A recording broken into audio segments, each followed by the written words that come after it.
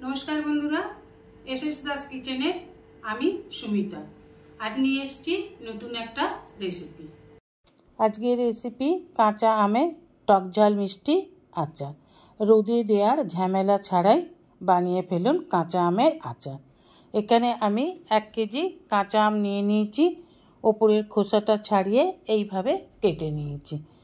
ओपरेर सबुज अंशटा फेले दिয়েছি, দিয়ে এইভাবে केटे নিয়েছি ভেতরে दानाटा फेले दिए।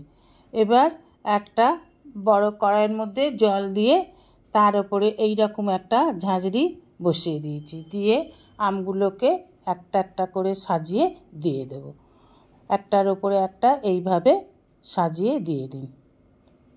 এবার দিয়ে দেব একটা ঢাকা, যাতে কড়াইয়ের ভাপটা বাইরে না বেরিয়ে আসে।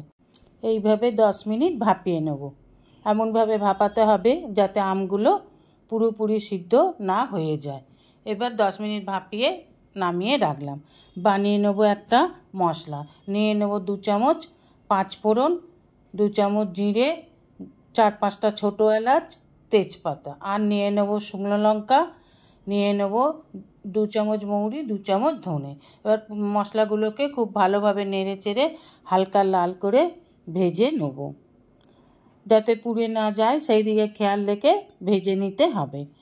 এবার মশলাটাকে নামিয়ে নিয়ে গুঁড়ো করে নেব। পুরো মিহি করে গুঁড়াবো না, একটু যাতে দানা দানা থাকে। এবার একটা কড়া বসিয়ে দেব, দিয়ে দেব তাতে পরিমাণ মতো জল। এই জলটা আপনারা আপনাদের মতন বুঝে নিতে হবে।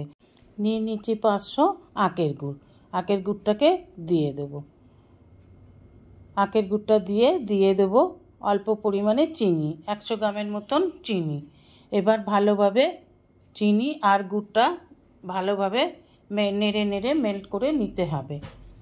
আর দিয়ে দেবো 2 চামচ লাল লঙ্কার গুঁড়ো, এতে কালারটা খুব ভালো আসে। আর নিয়ে নেব 1 টিস্পুন হলুদ। এবার সমস্ত উপকরণগুলোকে খুব ভালোভাবে মিশিয়ে নিতে হবে। মিশিয়ে একটু ফুটিয়ে নিতে হবে। যখন খুব ভালোভাবে ফুটে যাবে তখন দিয়ে দেব গুঁড়ো করে রাখা মশলাটাকে।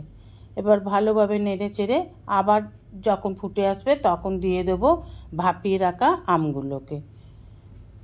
এইভাবে সব আমগুলোকে দিয়ে দেব। এখন বলে রাখি বন্ধুরা, যেসব বন্ধুরা আমার চ্যানেলটিকে সাবস্ক্রাইব করে আমার পরিবারের সদস্য হয়েছেন তাদের অসংখ্য ধন্যবাদ। যারা এখনও আমার চ্যানেলটিকে সাবস্ক্রাইব করে আমার পরিবারের সদস্য হননি তাদের কাছে অনুরোধ রইল আমার চ্যানেলটিকে সাবস্ক্রাইব করে আমার পাশে থাকবার জন্য। দিয়ে দিলাম 2 চামচ লবণ। লবণটা আপনারা আপনাদের হিসেব মতনই দেবেন। এবার দিয়ে দেবো ঢাকা।